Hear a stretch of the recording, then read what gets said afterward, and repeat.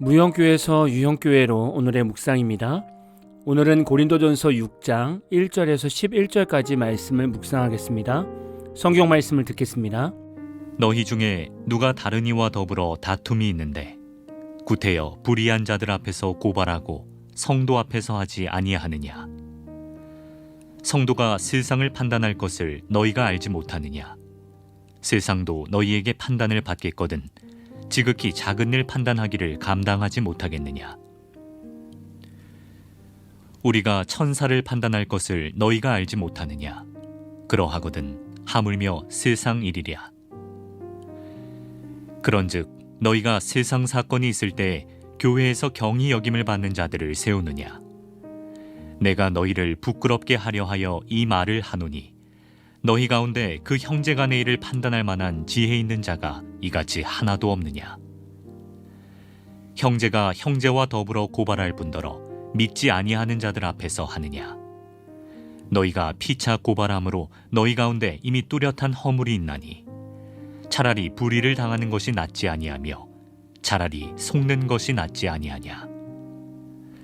너희는 불의를 행하고 속이는구나. 그는 너희 형제로다. 불의한 자가 하나님의 나라를 유업으로 받지 못할 줄을 알지 못하느냐? 미혹을 받지 말라. 음행하는 자나 우상 숭배하는 자나 간음하는 자나 탐색하는 자나 남색하는 자나 도적이나 탐욕을 부리는 자나 술 취하는 자나 모욕하는 자나 속여 빼앗는 자들은 하나님의 나라를 유업으로 받지 못하리라. 너희 중에 이와 같은 자들이 있더니 주 예수 그리스도의 이름과 우리 하나님의 성령 안에서 씻음과 거룩함과 의롭다 하심을 받았느니라. 어제 묵상 말씀에 이어서 오늘 말씀은 한 걸음 더 깊은 신앙적 성숙을 요구합니다. 고린도 교회 안에 불의한 자, 즉 음행하는 자, 우상 숭배하는 자, 간음하는 자, 탐욕을 부리는 자, 동성 성행위를 하는 자, 도적, 술 취하는 자, 모욕하는 자, 속여 빼앗는 자들이 있었습니다. 이들은 하나님의 나라를 유업으로 받지 못한다고 성경은 분명히 말씀합니다. 그러나 11절에서는 너희 중에 이와 같은 자들이 있더니 주 예수 그리스도의 이름과 우리 하나님의 성령 안에서 씻음과 거룩함과 의롭다 하심을 받았느니라. 아멘. 즉 과거의 죄에서 돌이켜 예수의 이름으로 씻김받고 성령 안에서 거룩해지고 하나님의 법정에서 의롭다함을 받은 자들이라는 것입니다. 그렇다면 오늘날의 교회 공동체는 이런 죄인들에 대해 어떻게 반응해야 할까요? 교회 안에 불의한 자가 있다면 반드시 문제가 발생합니다. 같이 동업했다가 사기를 치는 일이 벌어질 수 있고 서로 돈을 빌렸다가 못 받는 상황이 생기기도 합니다. 같이 교제하다가 이기적인 태도에 마음이 다칠 수도 있습니다. 문제는 발생합니다. 문제의 본질은 그것을 어떻게 해결할 것인가입니다. 오늘 말씀의 핵심은 성도 간에 문제가 생겼을 때 세상 법정으로 가지 말라는 것입니다. 요즘 성도들은 성도 간에 문제가 생기면 고소부터 생각합니다. 아마 요즘 성도들은 오늘 말씀을 읽고 묵상하면 구시대적으로 여기고 현실과 동떨어졌다고 판단할 수 있습니다. 하지만 하나님의 법은 세상의 법보다 상위에 있습니다. 성경은 단지 종교적 지침서가 아니라 하나님의 뜻이며 창조주 하나님의 통치 기준입니다. 우리가 하나님의 말씀을 따르는 이유는 그 말씀이 인간이 만든 법보다 더 절대적이고 더 의롭고 더 생명을 주는 법이기 때문입니다. 세상 법원의 구조를 보십시오. 1심은 지방법원, 가정법원, 행정법원 등이고 2심은 고등법원이며 3심은 대법원으로 되어 있습니다. 대법원의 판결을 무시하고 1심으로 다시 가려는 사람은 없습니다. 마찬가지로 하나님의 말씀이 최종심이라면 우리는 세상 법정이 아니라 말씀 앞에서 문제를 해결하려고 해야 합니다. 그럼 가장 상위법을 따르는 교회 공동체 사람들인 성도는 세상에서 어떻게 살아가야 합니까? 성도는 세상 법에 종속된 존재가 아니라 하나님의 말씀으로 세상을 판단하는 존재입니다. 이 원칙이 무너지면 성도는 말씀보다 세상의 가치관을 더 신뢰하게 되고 그 결과 믿음은 성장하지 못합니다. 사도 바울은 오늘 본문에서 말합니다. 성도가 세상을 심판할 자인데 어찌 세상 법정에서 성도의 문제를 판단하려 하느냐. 이는 성도의 정체성을 일깨우는 말씀입니다. 교회 안에 있는 지혜로운 자들을 통해 먼저 문제를 해결해야 합니다. 서로 이해하고 용서하고 회복할 수 있도록 성령 안에서 합의하는 것이 우선입니다. 왜냐하면 성령께서 교회 가운데 계시며 회개하는 죄인들을 반드시 변화시키는 능력이 있으시기 때문입니다. 법정으로 나아가면 성령 안에서 회복할 수 있는 기회를 잃게 됩니다. 법정에서 싸운 성도들이 같은 교회 안에서 함께 예배드리며 하나 될 수 있습니까? 그건 기적에 가까운 일입니다. 대개는 한 사람이 교회를 떠나고 나아가 신앙 자체를 떠나게 되는 경우도 많습니다. 교회는 그리스도의 몸입니다. 우리는 예수님의 피로 하나 된 공동체입니다. 모든 성도는 다 부족하고 연약합니다. 그러나 하나님은 그 연약한 우리를 교회로 부르셔서 서로를 통해 단련하고 성숙하게 하십니다. 그래서 때로는 금전적인 문제, 인간관계의 갈등이 생깁니다. 하지만 그 갈등의 순간이 곧 하나님의 성숙 훈련의 기회입니다. 그 기회 속에서 우리가 해야 할 일은 법정 다툼이 아니라 말씀 안에서 지혜롭게 문제를 해결하고 서로를 품는 일입니다. 오늘날 교회는 성도 간, 목회자 간, 교회 간의 법정 다툼으로 세상의 지탄을 받고 있습니다. 이 모든 문제들은 말씀 안에서 먼저 해결했어야 할 문제들입니다. 하나님 안에서 해결받지 못할 문제는 없습니다. 우리는 모두 하나님 앞에서 용서받은 죄인입니다. 그런 우리조차 용서하신 하나님을 생각한다면 우리 역시 서로를 용서하지 못할 이유가 없습니다. 만약 우리가 서로 용서하지 못하고 세상 법적으로 나간다면 그것은 하나님의 말씀을 모르고 하나님의 사랑을 모르는 것입니다. 앞으로 신앙생활 하시면서 성도 간의 충돌이나 문제가 생길 수 있습니다. 그럴 때 법정이 아니라 교회 안에서 성령 안에서 문제를 풀어가십시오.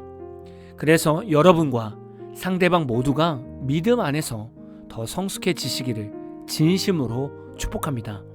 오늘 마무리 찬양은 위러브의 회개라는 찬양입니다. 찬양 후에는 잔잔한 연주곡이 있습니다. 말씀을 생각하면서 기도하는 시간을 가져보십시오.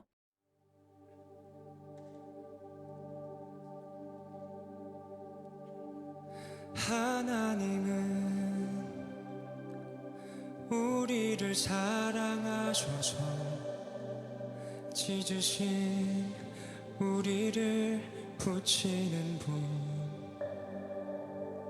하나님은 신실하셔서 죄인들의 아바 되어 주시네. 아버지, 우리는 죄지었습니다. 끝까지 따르지 않았습니다. 이제는 하나님 뜻 지키렵니다. 이마저 주님이 이루심입니다.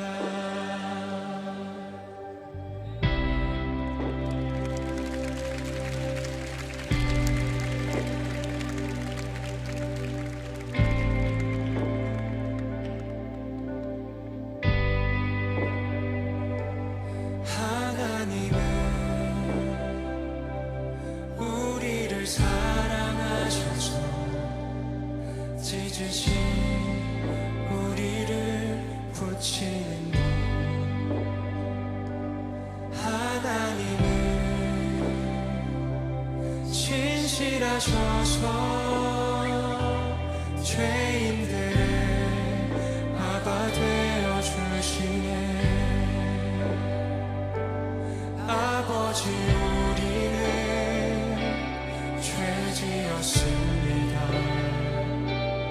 끝까지 따르지 않았습니다.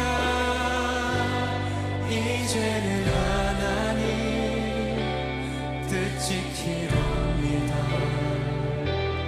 이마저 주님이 이루심입니다.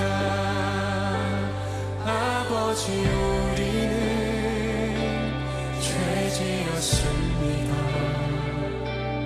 끝까지 따르지 않았습니다. 이제는 하나님 뜻 지키렵니다. 이마저 주님이 이루심입니다. 우리 모여 찬양하자. 제일 먼저 예배하자. 영화로운 주의 이름. 아멘 아멘. 우리 모여 찬양하자.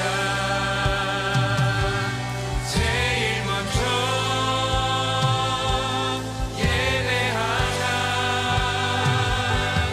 영화로운 주의 이름. 아멘 아멘. 우리 모여 찬양하자. 제일 먼저 예배하자. 영화로운 주의 이름. 아멘